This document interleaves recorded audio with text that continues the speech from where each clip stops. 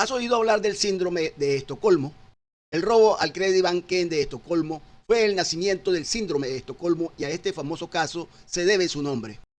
El síndrome de Estocolmo es una estrategia de afrontamiento y está comúnmente relacionada con secuestros de alto perfil y situaciones de rehenes. Aparte de los casos de crímenes famosos, las personas comunes también pueden desarrollar esta afección psicológica en respuesta a varios tipos de traumas. Hay personas que todo lo manipulan a través de la mentira, haciendo creer a la víctima que ellos son los salvadores, que crean el problema y la solución que solo el manipulador tiene, pasando de victimario a héroe. Suele suceder con personas muy cercanas al entorno de la víctima. Quizás usted en este momento pudiera estar experimentando o atravesando esta situación sin ni siquiera darse cuenta. Analizaremos cuidadosamente el síndrome de Estocolmo. ¿Por qué se llama así? Los tipos de situaciones que puedan llevar a alguien a desarrollar este síndrome y lo que puede hacerse para tratarlo. El síndrome de Estocolmo es una respuesta psicológica. Ocurre cuando los rehenes o víctimas de abuso han creado vínculos con sus captores o abusadores. Esta conexión psicológica se desarrolla a lo largo de días, semanas, meses o incluso años de cautiverio o abuso. El robo al Kreditbanken de Estocolmo fue el nacimiento del síndrome de Estocolmo y a este famoso caso se debe su nombre. En agosto del año 1973, Estocolmo, Suecia, fue testigo de un evento que marcaría un antes y un después de la psicología criminal. Un robo a mano armada al Kreditbanken. Jan-Erik Olsson, un criminal con un historial delictivo, tomó como rehenes a 4 empleados del banco. Lo que parecía un simple secuestro se convirtió en un caso que conmocionó al mundo. Durante los 6 días que duró el cautiverio, se desarrolló una dinámica psicológica totalmente inesperada.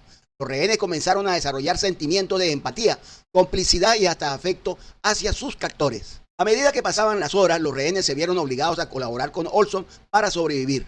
El secuestrador, por su parte, mostró cierta consideración hacia ellos, evitando la violencia física excesiva. Esta peculiar relación generó un vínculo emocional entre las víctimas y su agresor.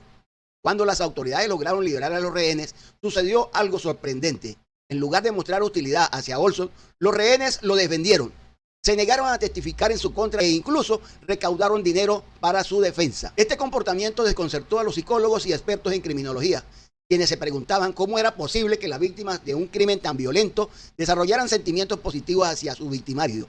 A partir de este caso, el psiquiatra estadounidense Dil Bejerov acuñó el término síndrome de Estocolmo para describir este fenómeno psicológico paradójico. El síndrome se caracteriza por el desarrollo de un vínculo emocional entre la víctima y el captor, a menudo en situaciones de secuestro o abuso prolongado. ¿Por qué se produce el síndrome de Estocolmo? Existen diversas teorías que intentan explicar las causas de este síndrome, pero aún no hay una respuesta definitiva. Algunos factores que podrían contribuir a su desarrollo son la dependencia. Los rehenes se vuelven dependientes de su captor para sobrevivir y satisfacer sus necesidades básicas. El miedo a represalias o a sufrir un daño mayor puede llevar a la víctima a cooperar con su captor. Empatía. En algunos casos los rehenes pueden desarrollar empatía hacia su captor al percibir algún tipo de humanidad o vulnerabilidad en él. Identificación. La víctima puede identificar algunos aspectos de su personalidad con los del captor, especialmente si percibe que comparten valores o experiencias similares. El síndrome de Estocolmo es un fenómeno psicológico complejo y controvertido que ha sido objeto de numerosos estudios y debates. Aunque se ha observado en diversas situaciones como secuestros, abusos domésticos y cultos, su existencia y causa sigue siendo objeto de discusión entre los expertos. La víctima podría comenzar a desarrollar sentimientos negativos hacia la policía o las autoridades. Pueden llegar a sentirse resentidos con cualquiera que esté intentando ayudarlas a escapar de la peligrosa situación en la que están. Esta paradoja no ocurre con cada rehén o víctima, y no está claro por qué ocurre en algunos casos. Muchos psicólogos y profesionales médicos consideran que el síndrome de Estocolmo es un mecanismo de supervivencia o una manera que ayuda a las víctimas a manejar el trauma de una situación aterradora. De hecho, la historia del síndrome nos ayuda a explicar a qué se debe. Después de eso, psicólogos y expertos en salud mental asignaron el término síndrome de Estocolmo a la condición que ocurre cuando los rehenes desarrollan una conexión emocional o psicológica con las personas que las mantuvieron en cautiverio. Sin embargo, el síndrome de Estocolmo, a pesar de ser bien conocido, no es reconocido por la nueva edición del Manual de Diagnóstico y Estadístico de Trastornos Mentales. Expertos en salud mental y otros especialistas utilizan este manual para diagnosticar trastornos de salud mental. El síndrome de Estocolmo se reconoce por 3 eventos o síntomas distintos. La víctima desarrolla sentimientos positivos hacia la persona que la mantiene cautiva o abusa de ella. La víctima desarrolla sentimientos negativos hacia la policía, la figura de autoridad o cualquier persona que podría estar tratando de ayudarla a alejarse de su captor.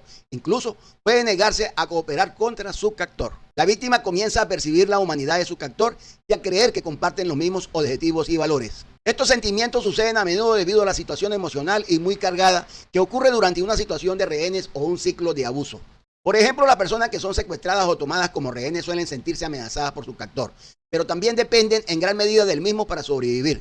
Si el secuestrador o abusador les muestra algo de bondad, pueden empezar a sentir sentimientos positivos hacia su captor por esta compasión. Con el tiempo, esta percepción comienza a cambiar y sesgar la manera como ven a las personas que lo mantienen como rehenes o abusa de ellos. Si crees que tú o alguien que conoces ha desarrollado el síndrome de Estocolmo, puedes encontrar ayuda. A corto plazo, el tratamiento psicológico para el trastorno de estrés postraumático puede ayudar a aliviar los problemas inmediatos asociados con la recuperación, como la ansiedad y la depresión. La psicoterapia a largo plazo puede ayudarte a ti o a un ser querido con la recuperación.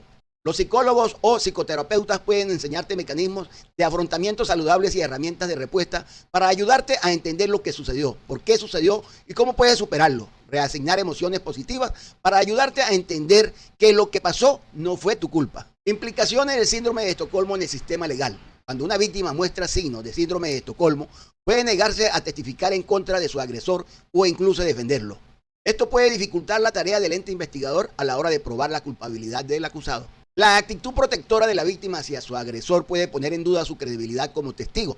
Los jueces y jurados pueden tener dificultad para creer que una persona ha sido víctima de un crimen si muestra afecto hacia su victimario. Los abogados defensores pueden utilizar el síndrome de Estocolmo como argumento para cuestionar la veracidad de los testimonios de la víctima y para intentar sembrar la duda razonable sobre la culpabilidad de sus clientes. La presencia del síndrome de Estocolmo puede influir en las sentencias impuestas por los jueces. En algunos casos, los jueces pueden tomar en cuenta la dinámica psicológica entre la víctima y el agresor al momento de determinar la pena. Las víctimas del síndrome de Estocolmo necesitan un apoyo psicológico especializado para superar su trauma y romper el vínculo emocional con sus agresores. El sistema legal debe garantizar que estas víctimas tengan acceso a los recursos necesarios para su recuperación. Es importante encontrar un equilibrio entre los derechos de la víctima a obtener justicia y los derechos del acusado a un juicio justo, oral y público. En resumen, el síndrome de Estocolmo plantea desafíos importantes para el sistema legal. Es crucial que los profesionales del derecho y de la salud mental trabajemos juntos para garantizar que las víctimas reciban la protección y el apoyo que necesitan, al tiempo que se respete el debido proceso legal. El papel de los expertos en psicología en juicio donde se alega el síndrome de Estocolmo es fundamental para garantizar que se haga justicia y que las víctimas reciban el apoyo adecuado. Sin embargo, es importante reconocer los desafíos y las limitaciones de la evaluación psicológica en este tipo de casos. Gracias por estar acá, gracias por seguirme y los espero en otro contenido.